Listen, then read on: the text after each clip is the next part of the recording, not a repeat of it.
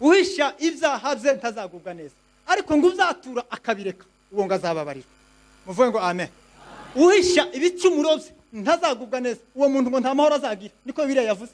Ariko ngo utera intambwe akazatura kandi yarangiza akabireka uwo ngo azababarirwa. Twasomye mu rwandiko rwa Filimoni. Filimoni yari atuye aho bita ngo ni Kolosayi. Yari afite umugore witwa ngo ni Asiya, akagira umwana umwe w'umuhungu witwa ngo ni Arikipo, akagira n'umukozi witwa ngo ni Onesimo. Atarakira ubutumwa yageze i Efeso, ahura na Pawulo amubwira ubutumwa, aragaruka iwe, kandi yari umutunzi cyane. Uyu mukozi witwa ngo ni Onesimo yaramukoreraga mu rugo, ariko ngo yari yaramuhaye uburenganzira, amuha imfunguzo, uburenganzira bwo kwinjira muri buri cyumba cyose cyo kwa Filimoni, amuha uburenganzira nk'umwana wiwe. Ariko igitaramo cyo mu rugo kwa Filimoni ngo cyayoborwaga n'umuhungu wiwe witwa ngo ni Arikipo, niwe wayoboraga iki gitaramo. Ariko mama we ngo ari kubakishugurika kwa wageni kuko batwitayeho mu rugo. Muvuge ngo amen. Uyu musore aba mu gitaramo cya buri munsi kuko abantu baba mu nzu y'Imana umwaka ugashira imyaka nyinshi. Ariko ngo yari atarahinduka, aterwa ngo n'umutima w'irari, ngo ararekira ubutunzi bwa shebuja, yigira kubwiba, ngo agahunga akaja i Roma. Impamvu yatumye aje i Roma, shebuja Filimoni yagiraga ibihano 4 yahanishaga abakozi iyo bamucumuragaho. Simbivuga nta mwanya. Aravuga ngo ninaguma iruhande rwa databuja azampanisha kimwe muri ibi bihano, reka ngende ije i Roma mpungire kure aho atazambona, noneho njye ubutunzi bwanje nidagaduye nifitiye amahoro. Ariko Bibiliya zivuga neza ikavuga ngo nta mahoro y'umunyabyaha. Haleluya. Aragenda asanga Pawulo nicyo gihe yarafungishije ijisho, noneho abasha kubwiriza ubutumwa bwiza. Ngo aganiriye ijambo ry'Imana, ngo rikora ku mutima ngo wa Onesimo waje wibye umujura, ngo rimukora ku mutima yimwemeza ng'ibyaha bye. Ijambo ry'Imana iyo ryavuze niryo rizaragera mu byumba iriya indane mu mutima, rikabasha kwigisha umuntu, rikamwemeza ibyaha bye. Iyo ryakugezemo ntuzureba abandi, uza wisuzuma ukireba. Haleluya. Umuntu utarakira ijambo ry'Imana ngo rimugeremo, nicyo gihe azazuka areba ibyakozwe muri quartier, ntiyisuzume ngo abashe kwireba. Ariko ijambo ry'Imana yo barakinguriye rikaganza kandi rigateka muri wowe, ntuzureba abandi ngo uza wireba. Uwo munsi ngo niwo munsi Onesimo yisuzumye, arireba, arigaye. Abwira Pawulo ibyamubayeho, aramubwira ngo nari ntiyo kwa Filimoni databuja, kandi nari mfite amahoro yose, yari yarampaye n'uburenganzira afashe nk'umwana we, ariko nza guterwa n'umutima w'irari ngo ndarikira ubutunzi bwiwe, nibwira ko nzagira amahoro iyo nahungiye. Haleluya. None narahunze kandi aracyafite bya bihano azahanisha abantu iyo bamucumuragaho, bya bihano biracyantegereje. None nakora iki? Pawulo atangira kuvuga, tuvuga amakuru ya Pawulo, amubwira amakuru ye ukuntu yari mubi, yari yarahawe inzandiko zo kwica abantu bose bavuga izina rya Yesu. Kandi icyo gihe abantu ngo batinyaga kwitwa abakristo, hari andi mazina agera kuri 3 babitaga. Muvuge ngo amen. Ati none ndagira ati, Pawulo aramubwira ati njewe narahindutse, maze hinduka umuntu musha, tangira kwamamaza ibyo narwanyaga. Atangira urwandiko. Umwarimu yaratubwiye ngo urwandiko ngo rwavutse katika majuto ya Onesimo. Mu kwitiza kwa Onesimo ngo niho havutse runo rwandiko, n'urw'umuntu ku giti cye ayandikira Filimoni, rwandiko rwo kongera kandi guhesha Onesimo uburenganzira bwo gusubira kwa shebuja. Aramubwira ngo niwe nkugaruriye. Muvuge ngo amen. Twasomye ngo muri Filimoni havuze ngo utakugiriraga umumaro kera atagiye yakwibye, ariko ngo uyu munsi kubwo ubutumwa bwiza ngo dufitiye twembi. Aravuga ngo niwe nkugaruriye, ariko ngo ntukamufate nk'imbata. Muvuge ngo amen. Ntukamufate nk'imbata, ngo ahubwo uzamufate ngo nka mwene so. Ngo nimba hari ibyagucumuyeho, nimba hari imyenda agufitiye, ngo nje uzayimbareho di Pawulo. Muri urwandiko rwa Filimoni, mu rwandiko rwa Filimoni ko tuvuze, Pawulo azageranwa na Yesu Kristo yikoreye ibyaha byacu. Onesimo akageranwa natwe twebwe abanyabyaha. Filimoni ngakageranwa n'Imana, ngo yumva amakuru gusa ngarababara. Wishe ibicumuro ntazagubwa neza, ariko uzatura kabireka azababara. Bwana sifiwe. Turavuga twihuta kugira ngo tuze gusigira abavuga ubutumwa umwanya. Twasomye mu gitabo cy'abantu n'amagambo ya Namani. Iyi sura gusa ibice 5 by'igitabo cya kabiri cy'abami kibamwo ibintu bitatu. Habamwe ibibembe bya Namani bigeranwa n'ibyaha, hakabamwe uyu mukobwa banyaze mu Isiraheli azageranwa n'umwuka wera, hakabamwe Yorodani igeranwa n'amaraso ya Yesu. Uyu mukobwa ngamara kugera kwa shebuja ngo yari umukozi wande ngo wamuka Namani. Ese ko murantegera ko ba turi kumwe, ariko azageranwa ngo n'umwuka we, umwuka wera ne uza winjira mu mutima, akabasha komora akagenzura akareba izo abantu baza bakora. Ngo aragenzura areba shebuja ngabona afite ibibembe, aravuga ngo icyampa databuja kaja mu gihugu cy'iwacu cy'Isiraheli hari umukozi w'Imana witwa ngo ni Elisa, ngo yabasha kumukiza ibibembe vyiwe. Namani garahaguruka ati tuvuga amakuru ya Namani, ariko izi ngendo za Namani zose zifite icyo zisobanura, ndasobanuramwo ingenzi zitatu gusa. Ngo arahaguruka ngaragenda ngagera kwa Elisa. Elisa ntigeze amukora, ariko ngajana icyubahiro. Abantu baba mu nzu y'Imana bafite ibyubahiro. Nijoro twarataramye mbabwira kamera zitatu Yohana yarafite Yesu amusanga hariya aroba, yarafite kamera zitatu, nawe icyo kintu yaragifite. Yamusanganye kiburi, amusangana icyubahiro, ngo yakundaga ngo nagera ahantu Yohana ngo abantu bamuvugirize amashi bavuga kuko Yohana akomeye. Yarafite kamera zari zaramubase. Namani nawe ngaze kugenda i Yerusalemu mu Israeli ngo ajana icyubahiro. Aravuga ariko Elisa kanje umugabo w'ingabo ntiyonankora basi vyibuze ngo akore kuri ibi bibembe. Haleluya. Umwuka wera ntazafata kwijosi. Umwuka se nawo azamera gutyo. Aramubwira ngo ibira muri Yorodani inshuro 7. Amagambo Namani yakoze ni menshi, ariko abagaragu baramubwira ngo iyo gusaba icyo igikomenti bari kubwikora sinkanase kwibira. Urugenzi rwa mbere Namani yakoze muri Yorodani. Haleluya. Ngo nukwizera Yesu nk'umwami n'umukiza. Urugenzi rwa gatatu ngo nukwihana, nicyo byatuvuga hanga ngo nukwihana. Urugenzi rwa karindwi rwatumye ahinduka ngo nukwera imbuto z'umwuka wera. Haba nubwo bohanura ugakora imirimo n'ibitangaza, ugakora n'ibyo Yesu yasigaje, ariko utare imbuto z'umwuka wera tuzaja mu ijuru. Amen. Icyatumye Namani ahinduka ngo n'urugenzi rwa karindwi ariko kwera imbuto z'umwuka wera. Uhisha ibicumuro bye ntazagubwa neza, ariko ngo uzaza turakabireka azababari. Umugabo umwe yagurishije inzu, agira baja mu mategeko. Nimba hari abanyamategeko bari hano nkanje, nanje ndi umunyamategeko, nakoze mu nkiko nyinshi zitandukanye cyane, nari umucamanza.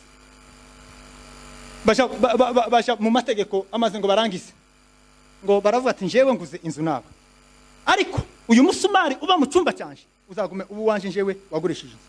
Ubusa nabwo hari ikibazo, icyo nzamanikaho cyose biremewe. Baza kwa noteri birarangira. Bukeye wa wundi wagurishije inzu ariko wasigaranye umusumari muri yanzu yagurishije, aza ahamanika ingofero, ahamanika kostime, ahamanika agakapo, ngo buke apfusha imbuga. Amaze kwifusha ashyira nk'umugozi, arayizana no mu cyumba neza n'uburenganzira amategeko aramwemerera, ayimanika kuri wa musumari. Nyirinzu wayiguze, imbwa itangira kunuka, ava mu cyumba, aragiye aja mu cyabashitsi, aragenda aja mu cyabana, aja muri saro, aja muri veranda, arasohoka aragenda. Birashoboka ko wowe warakoze ibintu byose, uzuririmba hano, ukavuga ubutumwa, ugakora imirimo yose, ugatanga icyacumi n'amaturo, ariko warasize umusumari. Banza ukureho umusumari. Uwo ni wowe wabasa abantu benshi kandi bakawukoreho imirimo y'Imana. Uhisha ibicumuro bye ntazagubwa neza, ariko uzatura kabireka azababari. Haleluya. Nehemiya amaze kumva amakuru yiwa, ntabwo dutinda turarangije. Amaze kumva amakuru yiwa, arahaguruka ngaragenda. Hari intambwe 10 yakoze mbere yuko asana inkike. Uhisha ibicumuro bye, uhisha ibyaha bye ntazagubwa neza, ariko uzatera intambwe akabireka, akabyihana kandi yarangiza akabireka, uwo nguwo bibere yavuze ngo azababari. Ngo amaze kugera iwa, hari ibintu 10 yakoze mbere yuko asana inkike. Ikintu cya mbere yakoze ngo yabanje gusuzuma inkike zasenyutse. Arabanza arasuzuma mbere yuko asana, abanza gusuzuma. Kugira ngo umuntu agirane ubusabane n'Imana agomba kubanza akisuzuma, kugira ngo wihane ibyaha byawe. Wa mugabo, wa mugore, wa muhungu we, ugomba kubanza ukisuzuma, ukabanza ukireba, ukigaya. Nicyo gihe umuntu azayigaya akibera umucamanza we. Haleluya. Arabanza asuzuma inkike, asuzuma ibyangiritse. Hari ibyangiritse muri wowe, nubwo bamwitora, ariko hari ibyangiritse ugomba kubanza ukisuzuma. Umwana w'ikirara ngo yaganiye n'umutima we, yabwiye Yesu aramubwira ngo mpereze umunani wanje, ndarambiwe no kuba mu rugo nigendera ngendiriya. Ngo aramuhereza ngaragenda. Iyo akageraga arakena, ahura n'abandi bahungu baba bandi. Hari abantu baba mu Imana ariko ari amabandi, bagasirimba ari amabandi, bakaba muri korali ariko ari ababandi, bakaja ku musitari ari ababandi, bakaja mu ihuduma ari ababandi, abantu batihanye n'ababandi.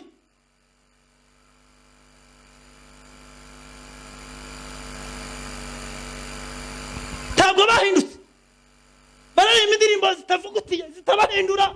Haleluya. Ngo arakena ngamara gukena aja guhako ku muntu warafite inguru ngo akaza yifuza guhazwa n'izo zasi. Ariko icyamuhindi ngo yigira inama mu mutima, aganira n'umutima wiwe. Ikintu kizakiza umuntu ni inama mu mutima, kandi kizica umuntu ngo ni inama yo mu mutima. Aravuga ngo reka mpaguruke, yaganaga n'umutima wiwe. Haleluya. Umuntu yaza gukira aza yisuzuma akagana n'umutima wiwe. Aravuga ngo reka mpaguruke ngo nje kwa data, ningera kwa data ngo nzamubwira ngo izo nacumuye nagucumuye nshumura no kumana yo mu ijuru, ariko ibyaha nakoze imbere yawe ntabwo bigomba gutuma nongera kandi kwitwa umwana wawe. Mu mategeko nta kintu umwana yokora cyo tuma atitwa umwana wa se, ntibiba.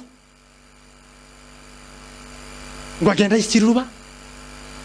yicira urubanza. Wa musore urahanga, wa musore uba mu itorero ariko utarisuzuma muri wowe. Haleluya.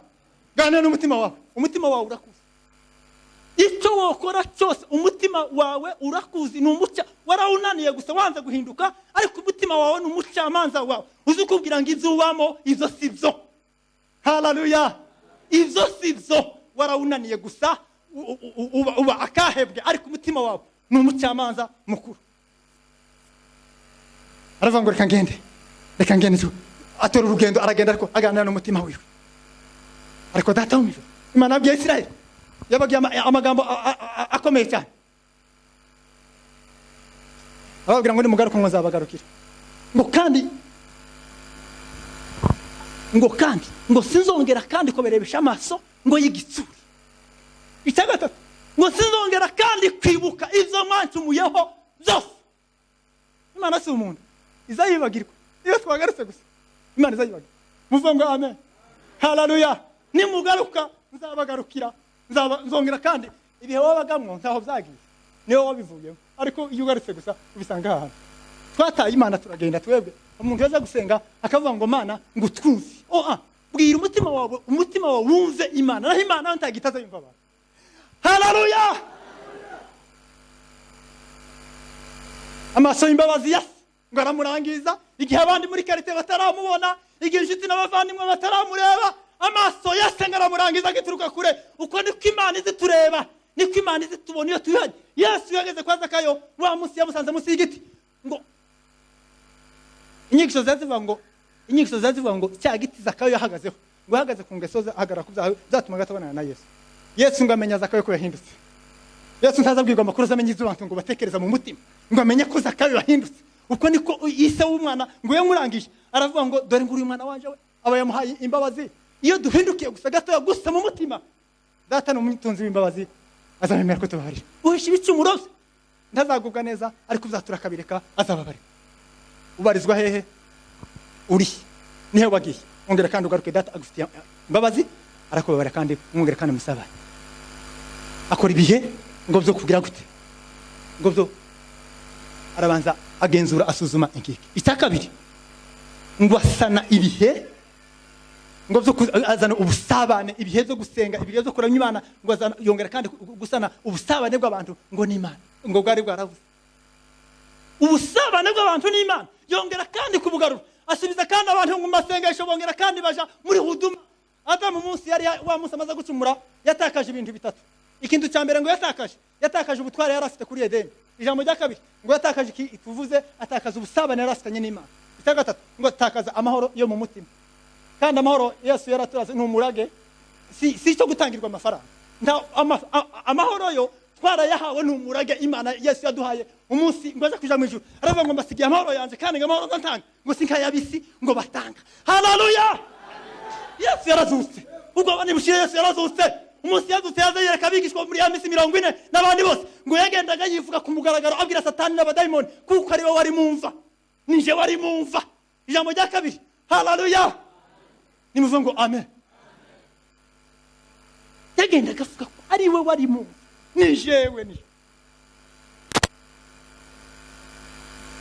Agenda avuga kuko yari nashije ngo urupfu nakuzimu, yaramwatse urufunguzo rwa rupfu nakuzimu.